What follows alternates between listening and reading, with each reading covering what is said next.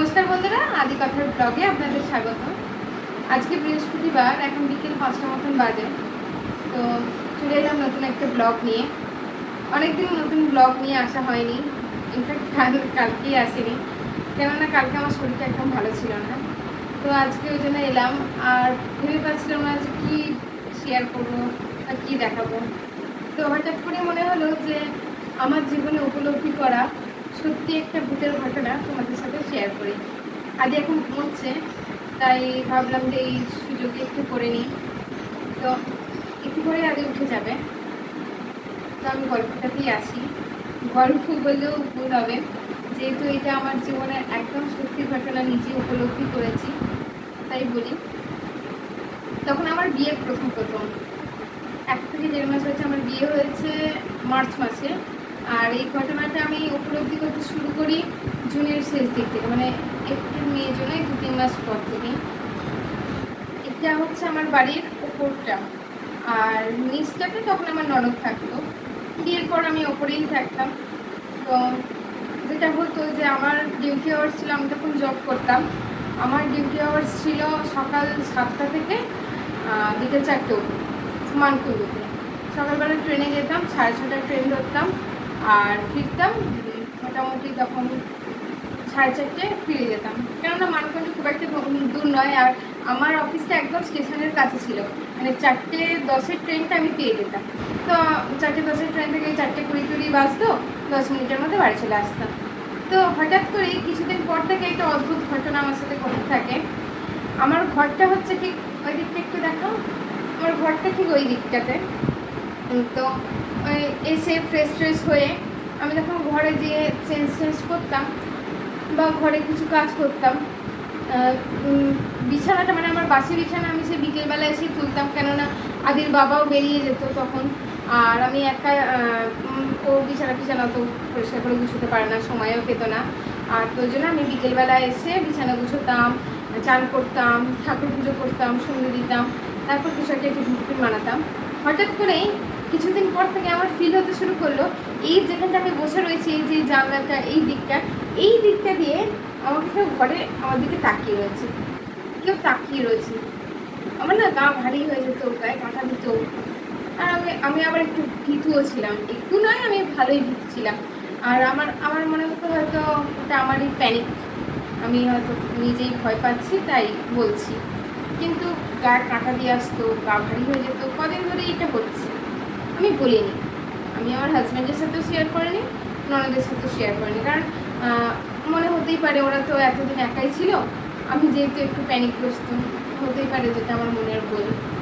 ঠিক আছে, আমি ইগনোর করে দিতাম। নিচে যখন চলে যেতাম সেই জিনিসটা কিন্তু আর আমার ফিল হতো না, আমি তাড়াতাড়ি করে কাজ ছেড়ে নিচে চলে যেতাম। নিচে কিন্তু কিচ্ছু ফিল হতো না, কিচ্ছু বুঝতে পারতাম না। তো এই ঘটনাটা বেশ ঘটছে, বুঝতে পারছি, কাউকে বলছিও না, বেশ কয়েকদিন কেটে গেছে।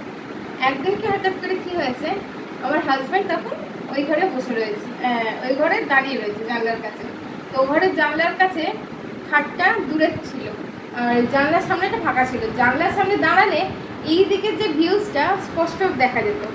আর আমি তখন শুয়ে রয়েছি, রাত্রি তখন কটা বাজে, 11:30 এরকম বাজে। আমরা এমনি ন্যাচারালি রাত্রিরে খেতাম, এমনি 11টা বেজে যেত খেতে। খেয়ে দিয়ে এসে শুয়ে রয়েছি, আর ও আমার হাজব্যান্ড দাঁড়িয়ে সিগারেট খাচ্ছে। তো হঠাৎ করে এই হাজব্যান্ড বা ওখান থেকে বলছে দাঁড়াতে, আমার মনে হচ্ছে কাকে দেখতে পাচ্ছি, বলে দৌড়াতে এখানে এসে দেখে আবার ঘরে চলে গেছে, কিছু দেখতে পাইনি। তখন আমাকে বলছে, জানো তো প্রিয়, আমি না কদিন ধরে এই ফিল করছি যে রাত্রিবেলা যখন টয়লেটে উঠছি, দরজাটা খুলছি, এদিকে দেখো, এই দরজাটা যখন খুলছি তখন এই সিঁড়ির সামনেটা দিয়ে, সিঁড়িটা একটু দেখো, হ্যাঁ, দরজাটা খুলছি, সিঁড়ির সামনে দিয়ে কে যেন হুট করে চলে যাচ্ছে। তারপরে এই এখন আমি ঘরে দাঁড়িয়ে রয়েছে, মনে হচ্ছে যেন এই বাইরে যাবে কেউ দাঁড়িয়ে রয়েছে। তখন আমি স্বীকার করলাম, তো তখন আমি বললাম যে আমিও এটা কদিন ধরেই দেখতে পাচ্ছি না।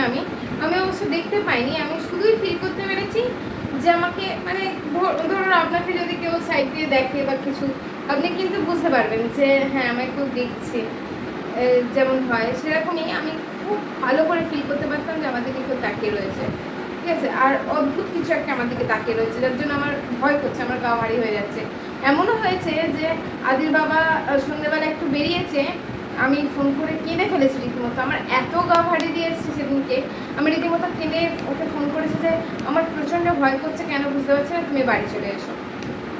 তো আদির বাবা এটা নিজে উপলব্ধি করার পর দিদিকে গিয়ে জানালো। তো দিদি তখন বিশ্বাস করেনি, দিদি আমার কথাও বিশ্বাস করেনি, দিদি ওর কথাও বিশ্বাস করেনি। তো ঠিক আছে, আমরা নিজেরা যেটা দেখতে পাচ্ছি আমরা নিজেরাই সেটা উপলব্ধি করার চেষ্টা করছি, নিজেরাই কাটাবার চেষ্টা করছি। তো যেদিনকে হাতে নাতে ধরা পড়লো সেই দিনের ঘটনাটা বলি। তো সেই দিনটা হচ্ছে আমার জন্মদিনের ঠিক আগের দিন, 10ই জুলাই। 11ই জুলাই আমার জন্মদিন, 10ই জুলাই। 10ই জুলাই আমি অফিস করে এসছি, এসে এবার আমাদের পাশের বাড়িতে দুটো মেয়ে থাকতো, মানে এখনও আছে আর কি, একজনের বিয়ে হয়ে গেছে। আর বড় যে মেয়েটা তার নাম বিধি, আমরা একসাথে স্কুলে পড়তাম, স্কুলমেট ছিলাম। আর ছোটো মেয়েটার নাম সাথী। তো এই বিধি আর সাথীর সাথে দিদির খুব ভাব, মানে ওদের অনেক দিন ধরেই বন্ধুত্ব, মানে বোন দিদি এরকম একটা খুব দৃঢ় নিবিড় সম্পর্ক। তো ওই বড় মেয়েটা বিধিকে আমি বললাম যে বিধি আমার তো ভীষণ ভয় করছে, তুই একটু ওপরে এসে বসবি রে, আমি তাড়াতাড়ি করে ফ্রেশ হয়ে নেবো, তারপর তুই বাড়ি চলে যাস। তো বিধি বললো ঠিক আছে চ। তো বিধি এসছে, এসে এবার ঘরে বসেছে, আমি ফ্রেশ হয়ে ঘরে এসছি। তখন বিয়ের প্রথম আমি শাড়ি পরতাম, আমার ননদ আমাকে শাড়ি পরতে বলতে পাড়ার লোকের কাছে তুই শাড়ি পরবি। তো তখন নিজে কিন্তু বিয়ের প্রথম দিন থেকে, বিয়ের পরে প্রথম দিন থেকেই নাইটি পরেছে, কিন্তু আমাকে শাড়ি পরাতো। তো ঠিক আছে, আমি তখন শাড়ি টাড়ি পরছি। তো দেখছি দিদি হঠাৎ করে চমকে উঠলো, ঘুমিয়ে পড়েছিল। তো আমি ভাবলাম যে ও সারারাত্রি পড়াশোনা করে, হয়তো টায়ার্ড হয়ে গেছে, ক্লান্ত লাগছে, তাই ঘুমোচ্ছে। আমি আর ওকে ডাকিনি, আমি শাড়ি টাড়ি পরে জানলাটা একটু মুছছি, জানলাটা একটু নোংরা হয়েছিল, মুছছি। হঠাৎ করেই দেখলাম ও খুব জোর চমকে উঠলো। আচ্ছা কী রে চমকে উঠলি? বললো যে হ্যাঁ রে, আমি একটা স্বপ্ন দেখছিলাম, মনে হলো আমার মুখের সামনে একটা কালো মুখের মুখ চলে এলো, আমাকে ভয় দেখাচ্ছে। স্বপ্নে হয়তো হতে পারে। তো ঠিক আছে, তারপর ও বাড়ি চলে গেল, আমিও নিচে এই টিফিন বানাচ্ছি। তো সন্ধ্যেবেলা তখন আমাদের বাড়িতে রান্নার লোক ছিল, রান্না করতো। তো সন্ধ্যেবেলা হয় না বাড়িতে যে গ্রসারিগুলো আছে, গ্রসারি আইটেমগুলো আমি নিচের ঘরে মেঝেতে বসে বসে ওগুলো কৌটোতে ভরছি। আর দিদি অফিস থেকে চলে এসছে। আর তার আগের একটা ঘটনা বলি, সেই দিনকেই আমার হাজব্যান্ড তখন সন্ধ্যেবেলায় এসে ওপরে ফ্রেশ হচ্ছে। তো ফ্রেশ হওয়ার সময় ফ্রেশ হওয়ার পর যখন বাথরুমের দরজা খুলে বেরোচ্ছে, বলছে যে মনে হলো সামনে দিয়ে একটা বাচ্চা ছেলে দৌড়ে চলে গেল। তো যাই হোক, দিয়ে হ্যাঁ ঠিক এই পজিশনটাতে এখানটা দিয়ে চলে গেল। মেনলি কিন্তু ঘটনাটা ঘটতো এই স্পেসটা থেকে ওই সোজা ছোট ঘরটা। তো যাই হোক, তারপরে আমার আমি তখন বসে বসে গ্রসারির আইটেমগুলো ঢালছি, আর রান্নার লোক রান্না করছে, আর আদির বাবা আর আমার ননদ দুজনে খাটে বসে চা খাচ্ছে। তো এই সময়তে হঠাৎ করে ওই পাশের বাড়ির ছোটো মেয়েটা, ওদের বাড়ি থেকে আবার আমাদের ওপরের ঘরটা দেখা যায়, ওপরের ছোটো ঘরটা দেখা যায়। ওদের বাড়িতে ওই বাথরুমের আলোটা জ্বালালে তার সেইটা আমাদের ওপরের ছোটো ঘরটায় পড়ে, ওটা দেখা যায়। এবার এসে রীতিমতো নক করেছে, আমি গিয়ে দরজাটা খুলেছি। আমাকে বলছে অতই যখন ভূতের ভয় পাও, অন্ধকার ঘরে চুল খুলে হাঁটছো কেন? আমি বলছি এখন আমার গায়ে কাঁটা দিচ্ছে। আমি বলছি না, আমি অন্ধকার ঘরে চুল খুলে হাঁটছি কোথায়, আমি তো নিচের ঘরে বসে আছি। বলছে আমি স্পষ্ট দেখলাম যে কে একজন চুল খুলে অন্ধকার ঘরে হাঁটাচলা করছে। আমি ভাবলাম হয়তো তুমি, তাই বলতে গেলাম ওরকম ভয় পাও যখন ওরকম করছো কেন? তখন তো আমার ননদের টনক নড়েছে, ঠিক আছে? তখন সবাই চমকে উঠেছি, ভয় পেয়ে গেছি। ইন দ্য মেন টাইম ওর দিদি কিন্তু জানতো না যে ও এই বাড়িতে এটা বলতে এসছে। ওর দিদি পুড়িয়ে তখন বাড়ি ঢুকছে, ওর দিদিও গাছতলাতে সাইকেলটা রেখেছে, আর ওর দিদি এরমভাবে তাকিয়েছে, ওর দিদিও দেখতে পেয়েছে। ওর দিদি যেহেতু তখন স্বপ্নতে ওরকম একটা ঘটনা দেখেছিল, ওর দিদি রীতিমতো কাঁদতে এসছে, এসে বলছে যে নতুন দিদি আমি এরকম জিনিসটা দেখলাম, যে তোমাদের ঘরে এরকম অন্ধকার ঘরে চুল খুলে কি হাঁটছে। তখন তো দিদি খুব ভয় পেয়েছে, আর আমরা তো জানতামই আগে একটা কিছু একটা অদ্ভুত ঘটনা ঘটছে, যেটা আমরা ফিল করতে পারছি। তো কিছুটা একটা সলিউশন বার করতে হবে, এই জিনিসটা চলতে দেওয়া যায় না। আর তার সাথে যেটা হচ্ছিল, আমার শরীরটা ভীষণভাবে খারাপ হয়ে যাচ্ছিলো। মানে খুব আমার এমনি অ্যাজমার প্রবলেম আছে, অ্যাজমার প্রবলেমটা বেড়ে গেছিলো, চোখের তলায় ডার্ক স্পট বেড়ে গেছিলো, খুব কষ্ট পাচ্ছিলাম। তো তখন এই বাড়িতে যিনি পুজো করেন সেই পুরোহিতকে ডাকা হলো। তো ওই পুরোহিত এসে বললো এই ব্যাপারে আমার সেরকম জ্ঞান নেই। তো ওনারই রেফারেন্সে আমাদের চন্দননগর জ্যোতির্মোড়ের কাছে একজন পুজো করেন, শিব পুজো করেন। তো ওনাকে বললো যে উনি ওনার এই ব্যাপারে খুব ভালো জ্ঞান, উনি কিন্তু সায়েন্সের টিচার, কিন্তু উনি এই ব্যাপারে ওনার অনেক জ্ঞান আছে। তো ওনাকে ডাকা হলো, উনি এলেন, এসে পুরো বাড়িটা দেখলেন, দেখে বললেন যে বাড়িতে পিতৃদোষ হয়েছে আর সাথে বাস্তু দোষ হয়েছে। তো পিতৃদোষ হওয়ার কারণ উনি ফার্স্টে জিজ্ঞেস করলেন বিয়ের সময় এ বাড়ি থেকে নানি মুখটাকে ঠিকঠাক করা হয়েছিল। তখন দিদি আর আদির বাবা বললো যে না, ঠিক করে করা হয়নি। ঠিক করে করা হয়নি মানে ঠিক করে করা হয়নি মিন হচ্ছে যে করা হয়েছিল কিন্তু এই বাড়ি থেকে করা হয়নি।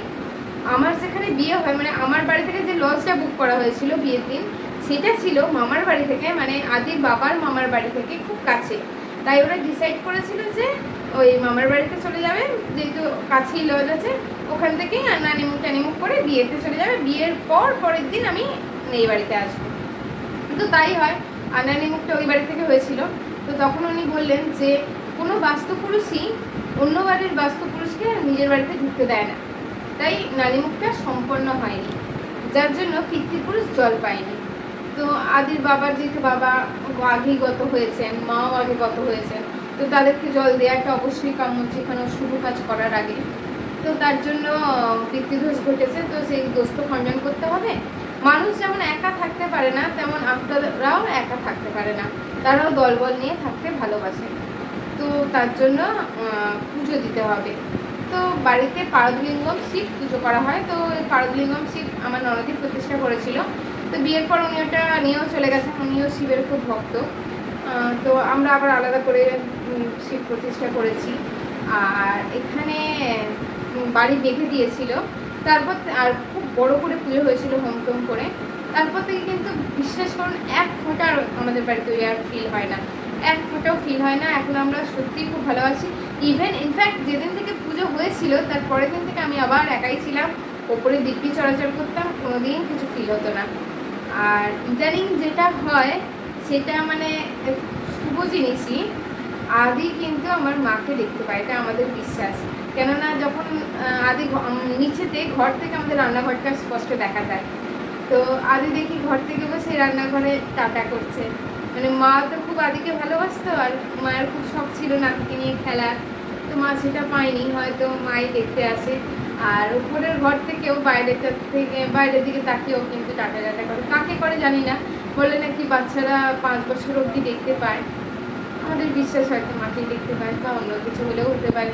আর অনেকেই তো মারা গেছেন, হয়তো তাও হতে পারে, এটা একটা বিশ্বাস। আর এই ঘটনাটা ঘটার পর থেকে একটু হলেও আমরা ভূতকে বিশ্বাস করি। ভগবান যখন আছে, পজিটিভ এনার্জি যখন আছে, নেগেটিভ এনার্জি তো থাকবেই, এটা বাস্তব কথা। তো এটা আমার জীবনে উপলব্ধি করা একটা ঘটনা আপনাদের সাথে শেয়ার করলাম।